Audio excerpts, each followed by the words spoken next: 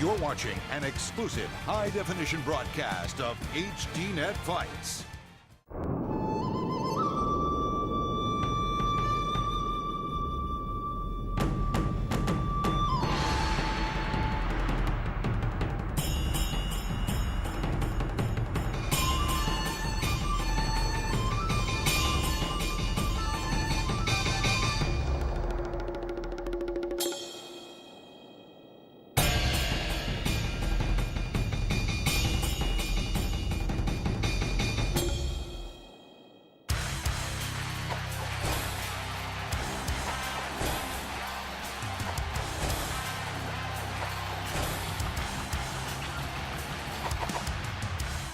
HDNet Fights presents K1 Classics. Every fighter dreams of the feeling of a perfect knockout, the anticipation, the timing, the connection. In a matter of seconds, a definite outcome has formed out of chaos. The 2008 Asia Grand Prix wowed fans with a stunning 9 of 13 bouts, ending in KO. In tonight's show, we pay homage to this night for the ages and the art form known as the knockout. Also included is a bonus fight from the 2008 World Grand Prix final as the Flying Gentleman himself takes on Gokhan Saki.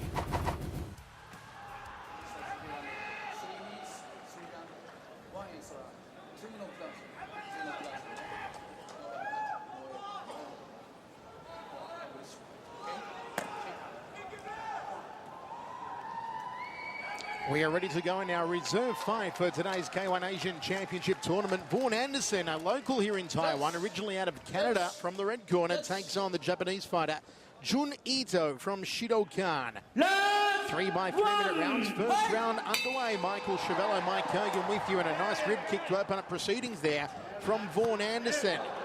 Good rear hand from the southpaw Anderson and the high knee from Vaughan Anderson. He's opened up strongly in the first round as the Canadian. Junito in some bother. Vaughan Anderson connects with the knee to the sternum. And the referee says only a slip though.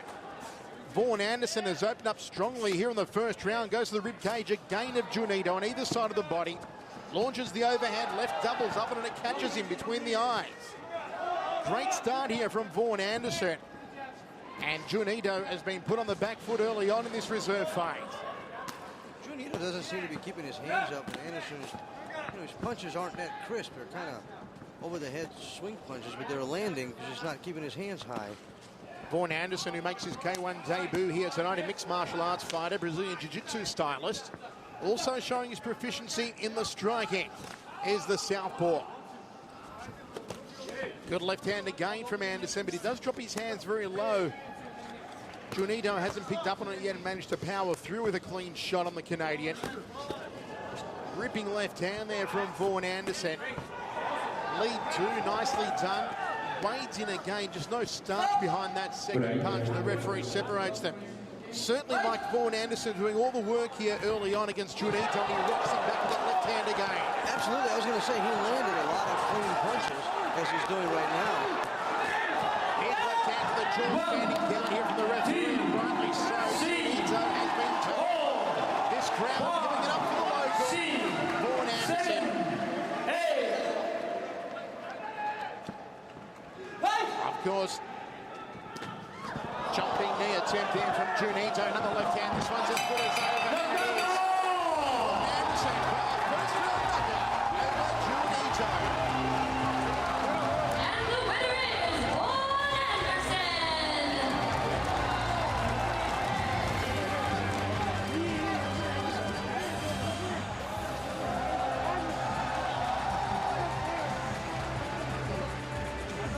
And the winner is Vaughan Anderson in round 1, 1 minute and 56 seconds by knockout. Vaughan Anderson. With a knockout there over Junito of Japan. And with that victory, Vaughan Anderson will become a reserve fighter in today's K1 Asian Grand Prix Championship. Still very fresh and unscathed is Vaughan Anderson. He'll head back to the change rooms and it's back to the proverbial drawing board for Junito, the Japanese fighter.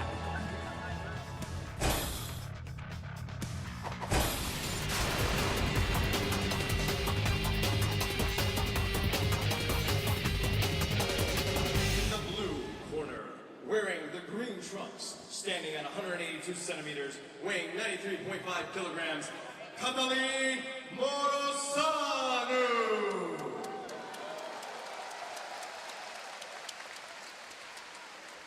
And in the red corner, wearing the black trunks with the green trim, standing at 140 centimeters, weighing 97 kilograms, Junichi Sawayashiki. The referee, Mr. Kurozumi.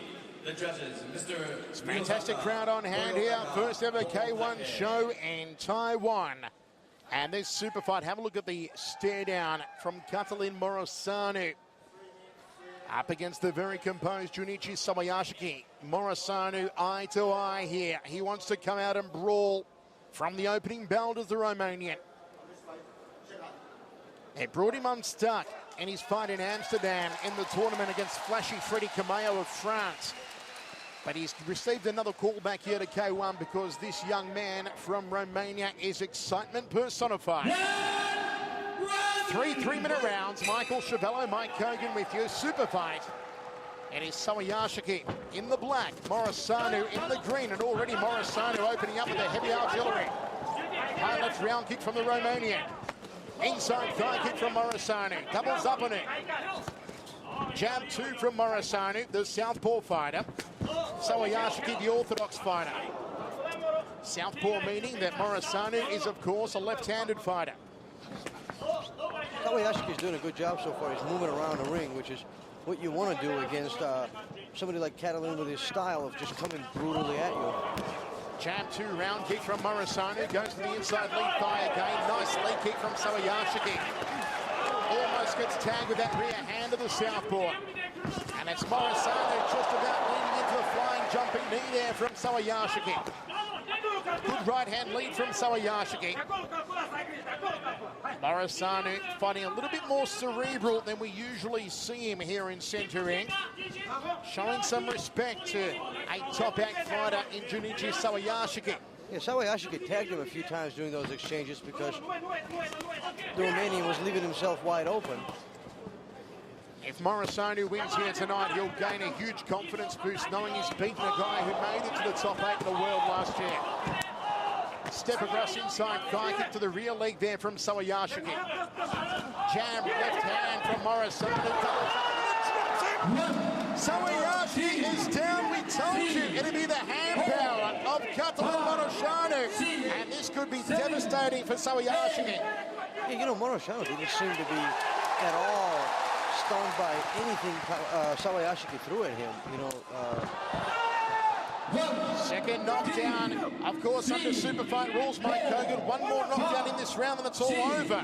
This could be a major scalp for Katalin Morosanu. I think Morosanu smells the blood here. He is just counting away and Sawayashiki forced to back for it now. Morosanu finishes. It's good night. Katalin Morosanu, as anticipated, has knocked down Sawayashiki in the first round. That's why they call him the terror of the Carpathians.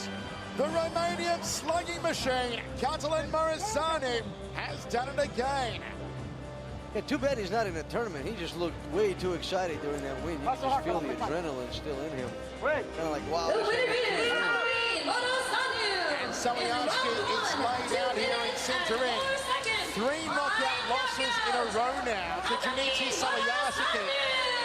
As Katalin Morosanu does the haka. And you've got to ask the question, what now for Junichi Sawayashiki? A man who was the Cinderella story of 2007 when he defeated Jerome Labana. And 14 months later, he has now 3 knockout losses in a row. As for Morosanu, certainly the future is bright for the young Romanian. He might be a few French fries short of a Happy Meal, but he's a great entertainer and a real hard slugger is Katalin Morosanu. And you know what? For all his brute strength and kind of straightforward style, he's very, very technical, you know, in his win. I mean, this was not just some kind of street slugging. You know, he was super technical in his delivery. There was some calculated boxing there, Mike. He didn't throw anything willy-nilly or waste any shots. Absolutely, and you know, even at the highlights they showed when Sawayashiki was coming in with a knee, you know, he blocked the knee up right away, came in, you know, with a hook. I mean, he was definitely in this fight at a very technical level. Sawayashiki back to his feet here in centering, just saluting the crowd. We are sold out for the first show ever in Taiwan. And Catalan Morosanu gets it underway with a vicious 3 knockdowns inside of 1 round to win the first super fight on tonight's card.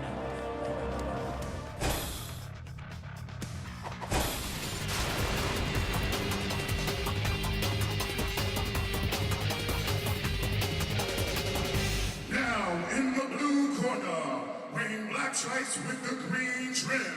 He's in at 180 centimeters, weighing at 69.5 kilograms. Mick Ortega!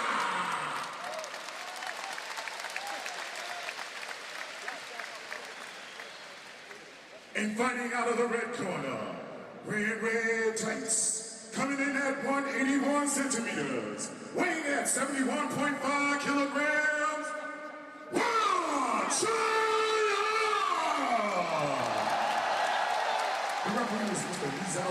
A sold-out crowd on hand in Taipei. And they have all turned out to see Wang Chunyun, the local favourite, against Australia's Mick Midiga. 3 rounds of action. In case of a draw, it will stay a draw, no extension rounds. And we are ready. Can Mick Midiga score the upset and take out the local favourite? They're pretty well matched for height. There is a weight advantage going the way of Wang Chunyun. Also the fight experience advantage. So this match will be a club handicapped match. And just here and there, it's a club handicap match, as we said. Wang Chunyun is overweight here against Mick Midiga. You can tell by their size differential just by looking at them. The massive chest and midsection on Wang Chunyun. Here we go, first round of action. It is Midiga out of the blue corner, Wang Chunyun out of the red corner. And Midiga, short knee, Thai style takedown, illegal knee. He'll get a warning for that. Got to be careful not to get himself disqualified here, Mick Midiga. He got a little too excited. Single clinch and knee is permitted. Mick Midiga is a Muay Thai stylist. He's used to locking on a knee ad nauseum. Can't do it under K1 rules. Right hand there from Wang Chunyun. Right hand from Mick Midiga. Left hand from Midiga. Wang Chunyun with him against the ropes now. And there is no filling out process. Right hand from Midiga. This guy's just slugging out, and unlike his countryman Matt, Mick wants to slug it out. I told you, he loves a fight, Mick Midiga. He's not pretty to watch, but he always comes to brawl. And at the moment, he's taking too many unanswered shots. He's got to get out of the corner. The weight difference just taking its toll so far on Mick Midiga. He drills a knee to the midsection, does the 17-year-old. Left hook from Midiga. Young is a better boxer, so to speak, than his countryman, who we've just got done watching. Right hand from Wang Chunyun. Midiga powers through a right hand of his own. Didn't have the distancing. He's got to get off the ropes, though, the Australian. This is where Yun is dangerous.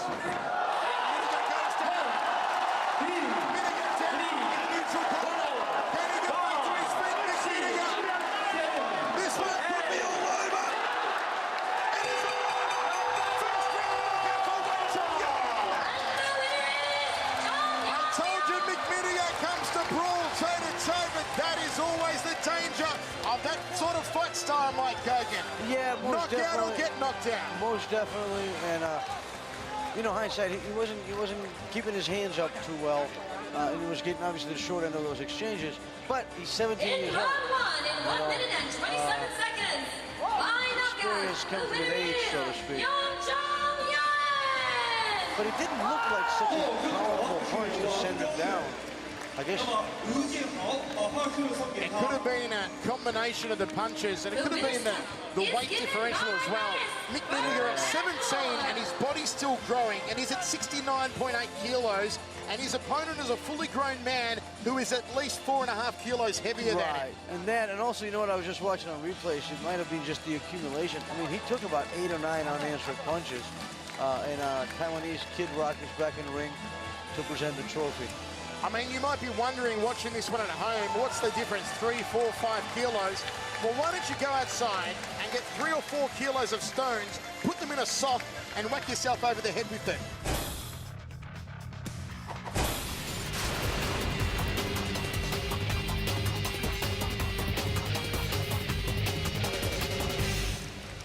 So this one may very well be a battle of the kickers. Shidokan's Uehara, Taekwondo's Yong-Soo Park. And just have a look at the physique on Makoto Uehara. He has come in pristine physical condition, a very light heavyweight, only 194 pounds compared to 243 pounds of Yong-Soo Park. There is also a 6-inch height advantage going the way of Yong-Soo Park. If there will be one susceptible point on a Taekwondo fighter, it will be punches to the jaw. So let's see if Uehara can perhaps expose that. We are ready to rock and roll. First round of action. Number 4, the voice, Michael Chavello, Mike Kogan with you ringside from Taipei, Taiwan. And already the kicking prowess of Yong-Soo Park and a glancing right hand. What has Uehara got in his bag of tricks? Last-minute replacement fighter for this tournament. Yeah, Uehara definitely needs to go upstairs. You know, one thing about Taekwondo practitioners is, not to say that they have weak chins, but, you know, doing at Taekwondo tournaments, they're not allowed to kick in the face. As a matter of fact, in most traditional Taekwondo tournaments in Korea, they don't even put their hands up. Their hands are kind of beside down by their sides, and it's all about leg kicks, point scoring and trying to kick knockout to the head. But at the moment, Yong-Soo Park just showing some nice agility off that lead leg with the round kicks. And he is a very ambidextrous fighter, is Yong-Soo Park, as proficient off both legs. Step up round kick, and Uehara almost dangerously leaned into it. Long reaching jab.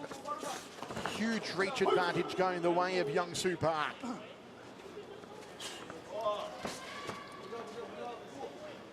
Uehara has yet to really throw anything.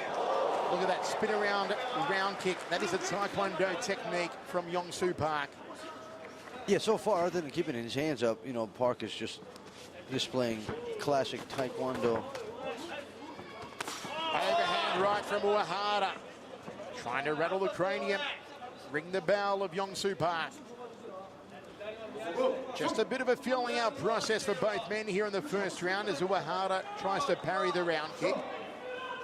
As the old rivals are in centering Japan and Korea. In the history of these Asian championships, we have seen both Korean and Japanese champions emerge. The first ever Asian champion was Hongman Choi, and then the 2-time Asian Grand Prix champion Yusuke Fujimoto of Japan. Thought about the axe kick there, did Yong-Soo Park. Goes a high lead round kick. Turning back kick, follow-up round kick, and he takes a shot to the boys' mitts. Time stop. Time stop. Well, if he ever wanted to be a farmer, now he's got a couple of acres, Yong-Soo Park. And he'll be given time to recover here in what has been a decent first round for the Taekwondo champion.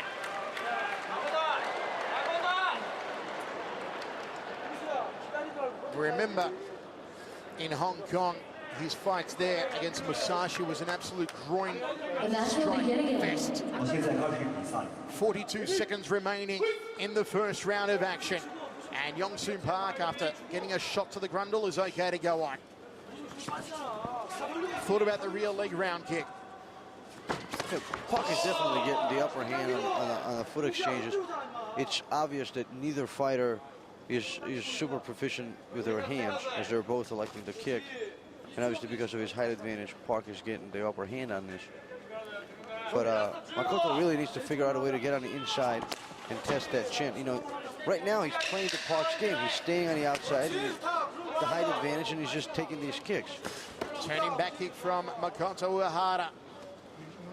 May have been some slower fights so far in our quarterfinals, but just on that point, folks, this is an 8-man tournament. The winner will have to fight 3 times in one night. So we've seen a lot of our fighters here tonight preserving themselves to go through this entire tournament, not to mention, Mike Kogan, the sheer heat here in Taiwan. I mean, we're even indoors in air conditioned, but it's still very warm in this massive arena, and it's about 35 outside, and I'd say about 85% humidity out there. Oh, absolutely. But you know what? I'll be honest with you. I don't think Makoto is affected by the heat or by thinking forward towards his next fight. I honestly think he doesn't know what to do at this point. You know, he's obviously, his hands aren't up to par to deliver any significant damage, and with his kicking, he's standing on the outside within the range of Park. He's not closing the range, and he doesn't commit with his kicks. You know, he goes to kick, but he's staying so outside he doesn't even commit to it. So he needs to change his strategy. Somebody in his corner needs to tell him he needs to get on the inside and utilize his hands a little bit. It could be this also the very deceptive height of Young-Soo Park. You look at him on paper and you look at him in centre ring, sitting outside. He doesn't look that tall, but don't forget, at 6'6", he's just as tall as Badahari and Peter Urs. And Uehara, well, he's only 6 foot even, so he gives away 6 inches here to Young-Soo Park. Yeah, which is a lot, but it becomes, you know, even more of a weapon for Park when Makoto is standing within that range. You know, he needs to close that range. Taekwondo practitioners aren't known for devastating knees, and even if Park trained it, no, says the referee. But you're right though, Mike. If Makoto can get on the inside, Young-Soo Park will have trouble with the knees and also the short boxing work. Exactly, which, you know, like I said, Park is good right where Makoto is standing right now, at range, right there. That's all Taekwondo. Turning back kick, textbook stuff to the midsection. Tummy's the back kick, step up knee there from Young-Soo Park.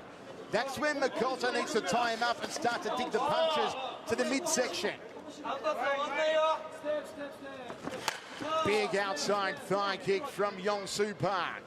The shot from that one just reverberated around this massive auditorium. And neither fighter is utilizing leg kicks to the legs.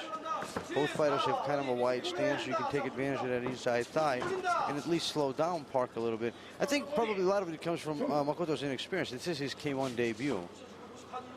So, you know, hopefully that's something that he can take back to the drawing board and work on. A former M-kick kickboxing fighter and Shinnekan karateka, Makoto Uehara. Body shot left hook overhand right. He went for it. And a spinning back kick, heel to the sternum from Young-Soo Park. High right round kick from Makoto Uehara. Park goes downstairs and they are trading in the red corner. And now both men really opening up. Thunderous right hand from Uehara. Outside thigh kick from Young-Soo Park. There's the right hand. Very trip-having up the centre corridor. Chops the legs again. Uehara checked it and countered with the right hand. Slightly better work here from Makoto Uehara. Inside thigh kick from Young-Soo Park. You know, Makoto's biggest problem is his inexperience. He's not used to fighting taller opponents, and you can see that where he just can't find his range. Even the punches, they were just, you know, almost by our broadcast booth, and you could see he's hitting his gloves because he's not within the range. He can't find the right range in order to actually hit Park. Final 10 seconds.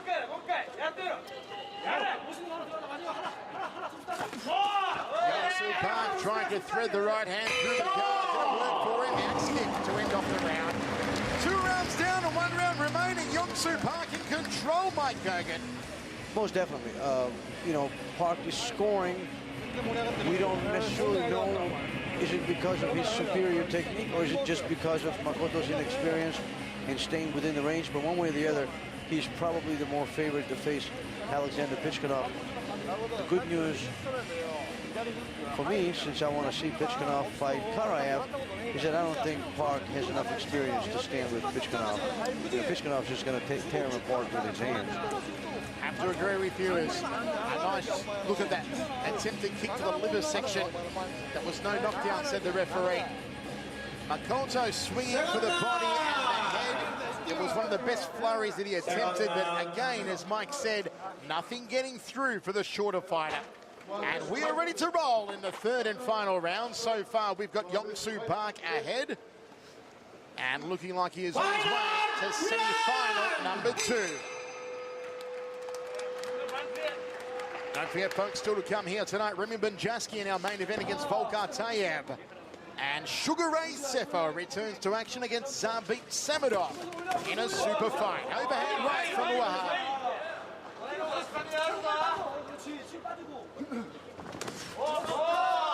Turning left hand from Uehara. Young-Soo Park just waiting to really throw anything so far in this round, and he goes for an axe kick. Looking to bring the heel down on the collarbone of Uehara. Kicks to the legs. Uehara just trying to get some distancing here.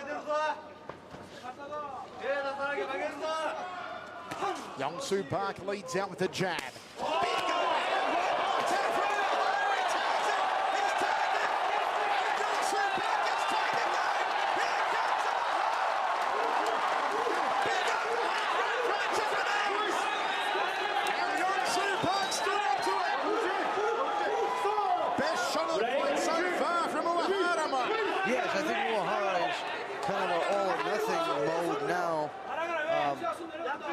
You know, he was trying to, you know, hindsight, not a lot of those punches landed, number one, number two. You can see that Uehara is not used to using his hands. Overhand right again as Uehara looks for the big boom shakalaka off the right hand. Outside thigh kick from Park. High left round kick, doubles up, and it does the Taekwondoan. Front kick to the midsection from Young-Soo Park. Uehara's got to get out of the corner, and the referee lets him out. I think Park grazed Uehara Jr. Young-Soo Park is renowned for his accidental groin strikes. Getting airborne, Remy Benjaski style, not working though for Young-Soo Park. Very entertaining stuff here, particularly this final round from Uehara, who has decided to throw down and go for a knockout shot. Hasn't happened for him yet, and time now becomes the enemy of Makoto Uehara. Well, Park is starting to time Uehara now with his jab, and obviously once again using his height advantage. Double round kick to the rib cage, turning back kick Taekwondo style from Young-Soo Park. All tied up, centering, referee separates them. Final stages here. Can Young-Soo Park get the third win in his 5th K1 fight? Nice body shot there from Uehara. Uehara's going for the final 10 seconds. Has he got a Hail Mary shot left here? And once again, we go down to the judges. All of our quarterfinals, with the exception of, well, no, with all of them have gone down to the judges so far. Yes. And now, I believe Park will take this one. Well, once again, we are in agreement that Young-Soo Park should get this one. Indeed, the only round where Uehara really threw down was the final round. But even then, he only really landed probably 3, maybe 4 real clean shots on Young-Soo Park. The rest of them were pretty much taken on the forearms and biceps by Park. Yeah, Uehara, he didn't do pretty much anything in this fight. Park, classic Taekwondo style. Never went to the legs, never went to the head. Centered the body, scored his points and won. I don't think that strategy is going to pay off against Bichkanov. 29-29, draw. First judge gives it a draw. It's amazing. 29-29. 29 draw. Another draw. Sayonara score 29. Well, we're going an extension round. 3 judges ringside have given it 29-29. Once again, Mike Hogan, I do not see it. Not to be overly critical about judges here ringside, but for 2 rounds, Uehara really didn't do much. I will be critical. These judges are out of their minds. There's no way this fight is a draw. No way. I'm not saying that, you know, Park did some tremendous damage and Uehara is being taken out in a stretcher, but Uehara did absolutely nothing other than swinging his hands a little bit. If that earns you points, then, you know, I guess it is a draw. Wow. 3 more minutes remaining now. Don't forget, we can have a maximum of 2 extension rounds. And here's the first extension round. 3 minutes remaining. The judges will now judge it solely on the next 3 minutes. So a clean slate now for both these fighters. Particularly, Makoto Uehara has to make the most of it. Jab, rig kick, overhand right from Uehara. Outside thigh kick from Yong-Soo Park.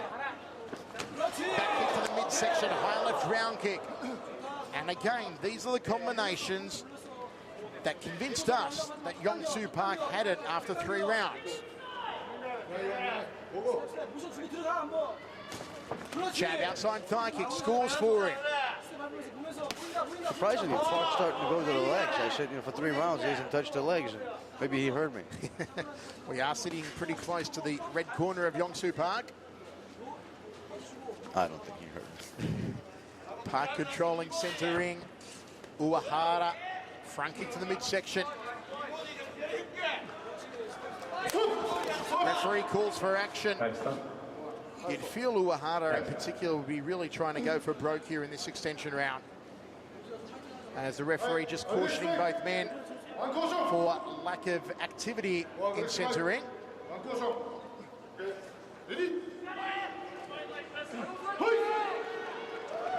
Both men The match will start again. being severely warned there. Jab outside thigh kick from Yong-Soo Park. He's maybe going for the bread and butter.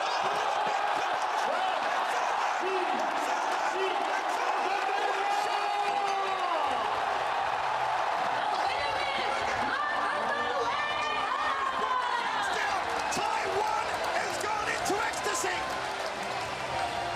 They are going bananas in Taiwan. What a shot! Out of nowhere, open the fridge, Park is out cold. Oh, that was a devastating shot. I just got done saying it doesn't look like anybody's leaving on a stretcher. Yeah, there's a stretcher. The fans have finally seen a knockout in the quarterfinal stage of this tournament. This place is bananas. I was just getting ready to say, I don't know if the fans are actually cheering Uehara or they just happy to see a knockout. I think they're happy to see a knockout in the quarterfinals. Uehara, who came into this 8-man tournament as a last-minute replacement, now finds himself in the semi-final round. It was an enormous left hook. Oh, he lunged on that one. And Yong-Soo Park was out before he even hit the canvas. He lunged on that one. Finally, well, I guess Uehara found his range. Have a look at that. I don't care if you're Yong-Soo Park or you're a Jerome Labana, you ain't getting up from a shot like that. That was a powerful shot. It was right on the button. He launched his entire weight, 92 kilos.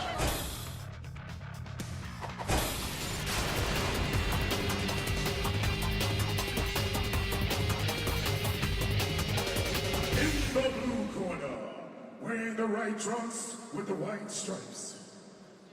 Coming in at 185 centimeters, 100 kilograms. Boom!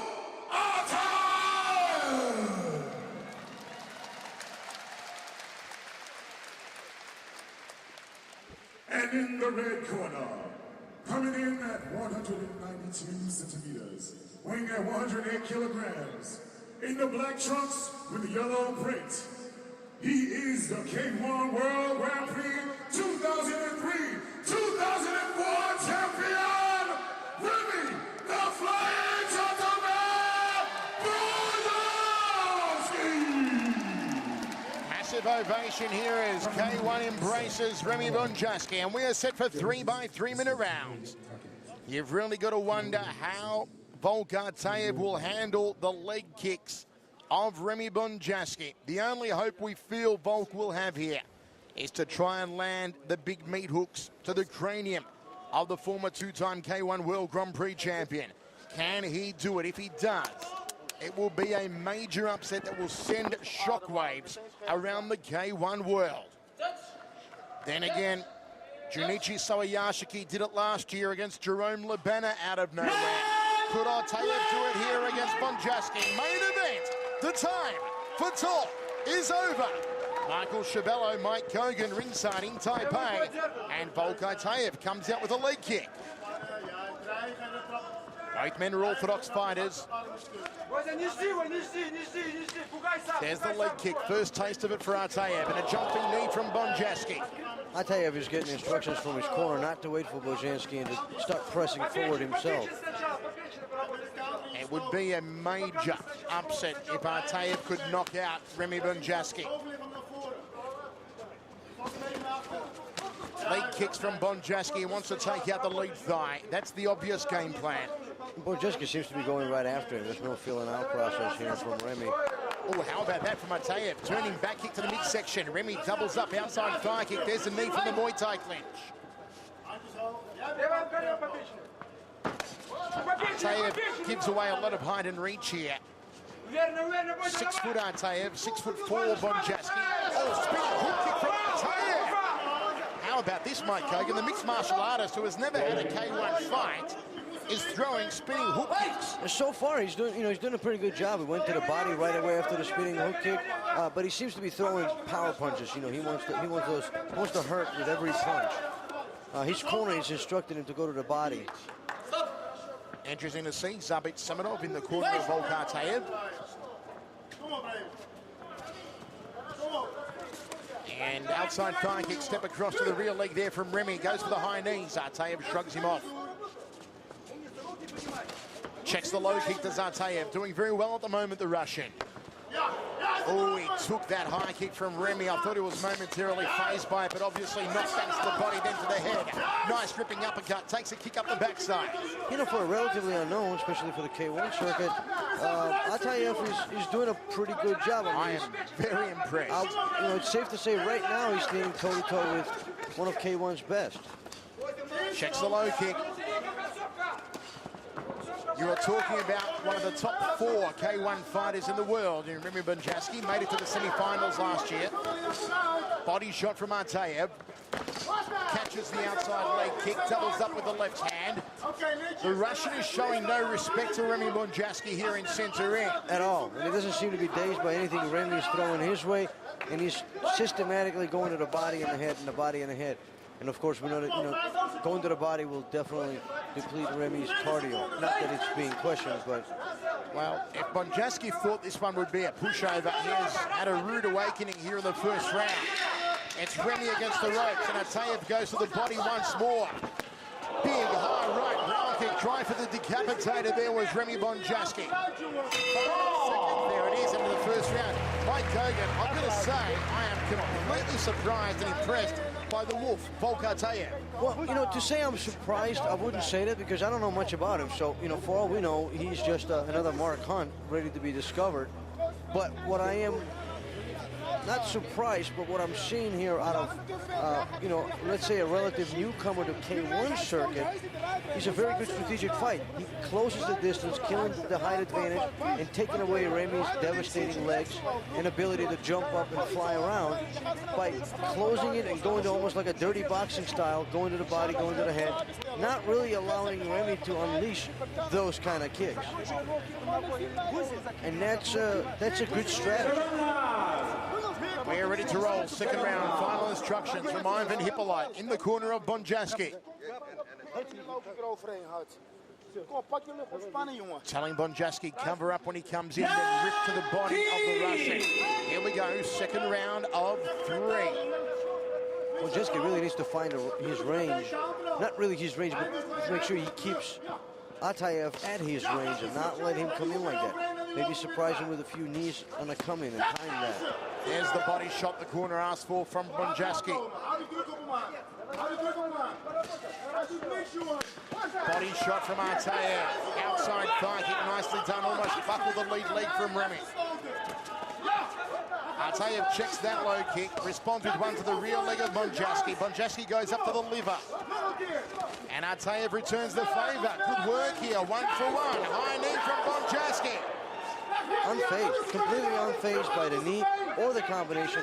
I tell you, Bonjaski seemed to have picked it up at the beginning of this round. Probably, on the command of his corner, saying, stop messing around with this guy, take him seriously. But what surprises me, not surprises me, but what needs to be noted is that Artaev did not back down one little bit and just kind of said, oh, okay, that's the pace I was keeping to start with, and I have no intention of backing off of it. And he's kind of sticking with his plan. Left hook there from Artaev, just trying to crack through the forearms of Bonjaski. Wild uppercut from the Russian. So far, beautiful shot to the liver from Artaev. I like what I see. Actually, the liver shots is what his corner's been calling for all of the first round. They kept saying, go to the liver, go to the liver. A good liver shot will just close down the entire body. It's one of the most devastating shots you can receive.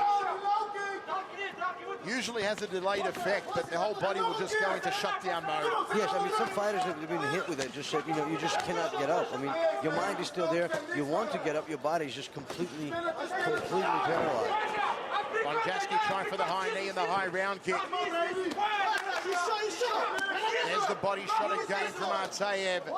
Takes the high knee on the forearms of the Russian. All tied up, referee will move in and separate them. A great main event we're seeing so far, highly entertaining, under a minute remaining.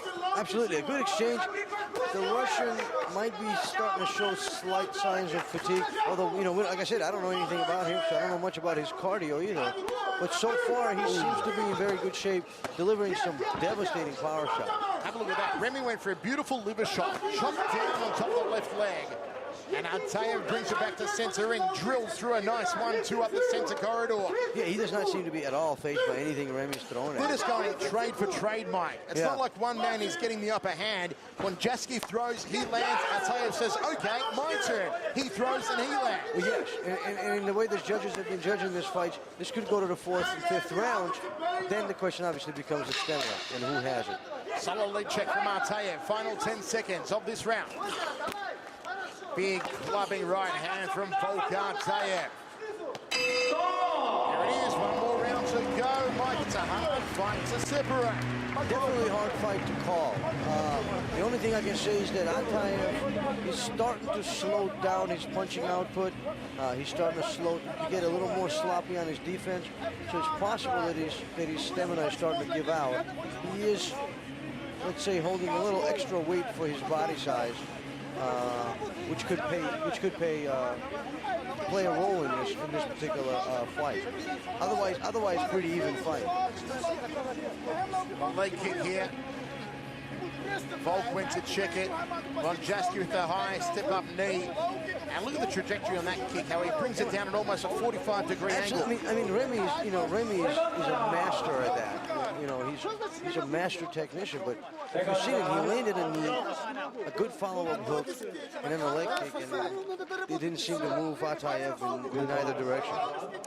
Third and final round, it's still wide open. Anyone's for the taking here in Taipei. Touch gloves. Jab outside thigh kick, bread and butter technique there from Volk, from Remy Bonjaski. Oh, the uppercut from Artaev. Bangs away to the forearm. Bonjaski, nice kick to the rib cage. Open up solidly here as Bonjaski cracks it over the outside lead thigh and doubles up on it. That leg is being tenderized and Bonjaski is unloading a hit. Those legs are devastating. I think Bonjaski smells blood.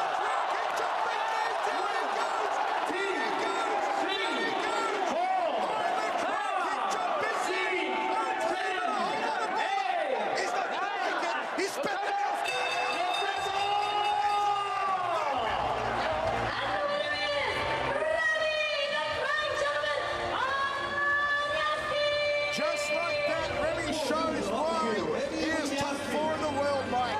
He knew it was time to step up the pace, and like a switch, like a flicking a switch, he turned it on. Absolutely. I mean, that's all experience, you know, right there. He felt he needed to turn it up. It's the third round. He probably knew going in that it's going to be a close decision. He didn't want it to go to the decision, so he turned it up, and at the slightest smell of blood, he went for the kill. I mean, Karayev just barely kind of dazed a little bit, and Remy said, "This is my chance."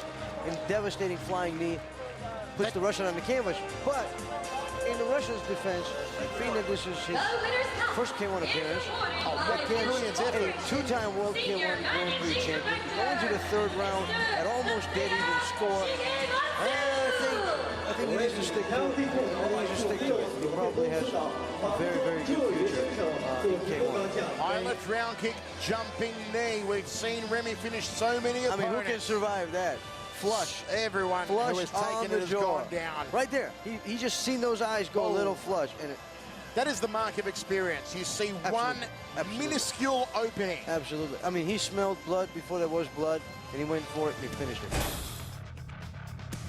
Here we go, semi-final action scheduled for 3 3-minute rounds. Introducing you first on my right, fighting out of the blue corner, wearing black trunks with gold trim. He made his way to the semifinals by way of a third-round TKO. Introducing the Flying Gentleman, Remy Bonjasky.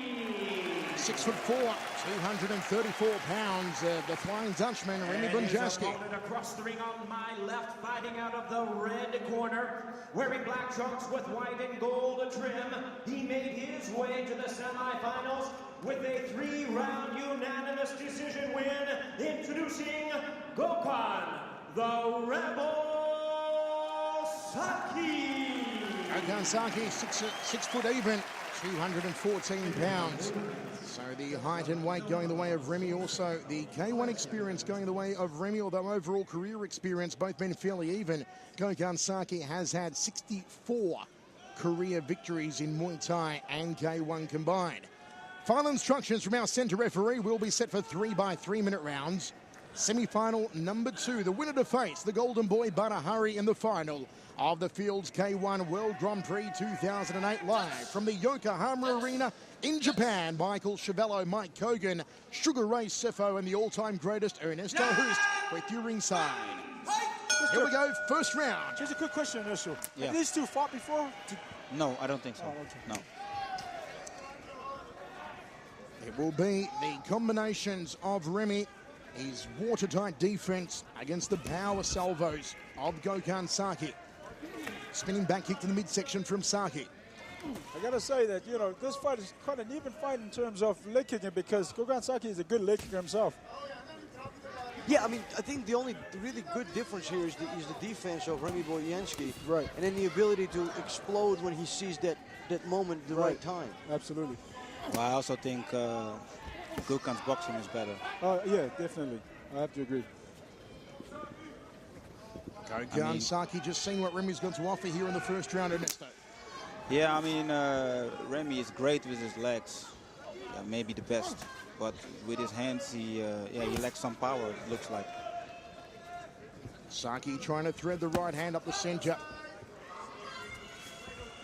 What about the round kick to the midsection did? I gotta say right now, Gokhan is actually, you know, leading this fight. He's moving nicely. Again, he's another one who, you know, fought very lethargic in the first fight, and now he's very sharp on the ball of his feet and moving. It's good to see. Saki looking for the inside lead thigh, trying to compress that femoral artery. Nice right hand from Gokhan Saki.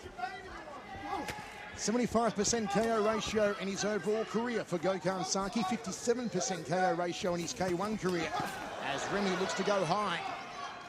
Bonjasky a 48% knockout ratio. Spinning back kick to the liver section from Gokhan Saki, not connecting for it. Remy Muay Thai clinch and knee. A pouring left hand didn't connect. High right round kick from Remy. Now he's starting to wind up the more trademan-like techniques. Here's Remy Bonjasky. The signature high kicks and the step-up knees. I think at the moment, Saki's also a little bit quicker than Remy. Off the mark anyway. Double round kick to the upper left rib cage from Remy off the rear leg. A lot of power behind those. Then goes to the waistline of Gokhan Saki. And is Remy backing up Gokhan Saki over the last 30 seconds or so? The only problem is that he's walking into it rather than, changing angles. And that was a nice spinning back kick. A lot of speed behind the spinning hook kick of Gokhan Saki. You'll note the difference in there. Guards, Gokhan Saki uses more of a Western boxing guard. Remy Banjaski more of a Muay Thai guard. Uppercut from Gokhan, not getting through. Remy again just stalking him. Keeping me on the outside of the ring. 10 seconds remains here in the first round of 3. Front kick to the midsection from Gokhan. Just trying to keep Remy at bay. Good liver shot from Remy. Rib kick. End of the first round. We go to the towel. Sugar Ray, how do you see that one? Pretty even round. I mean, the judges, knowing the judges, they'll probably make it a draw. But personally, I thought Gokhan actually landed better shots. He actually changed angles. He countered well. And he was a lot busier. Ernesto? Yeah, I think, in my opinion, Gokhan won the round since he was more active. Yes.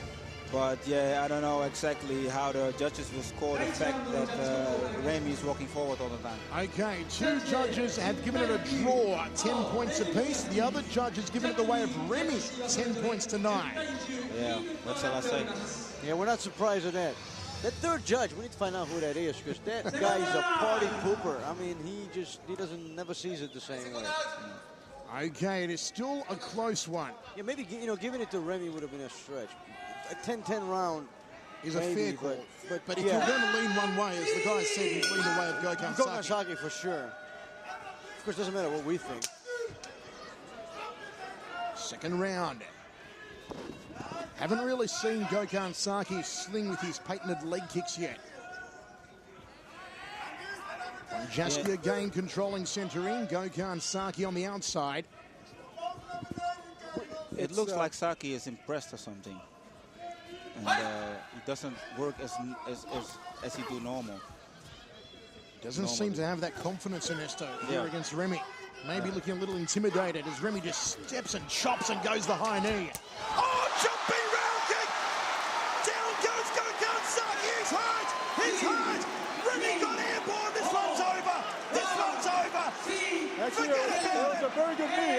Remy changed the angle and threw the knee and caught him. It is all over! I have a feeling he might have broken his jaw or something. It is all over! That was a devastating jump kick to the rib cage. I mean, ridiculous. No, before that, he actually got caught with the knee.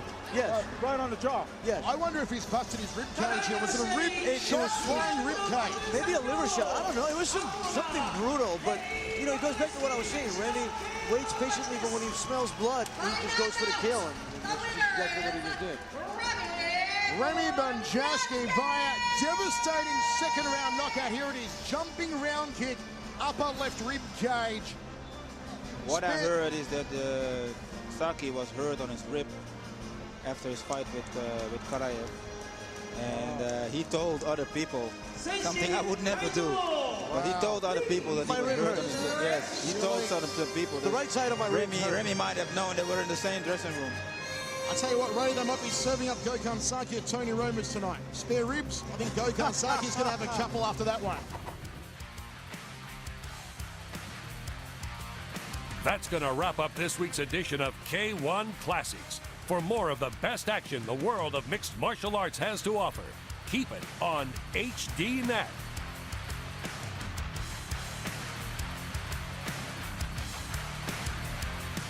You've been watching an exclusive high-definition presentation of HDNet Fights.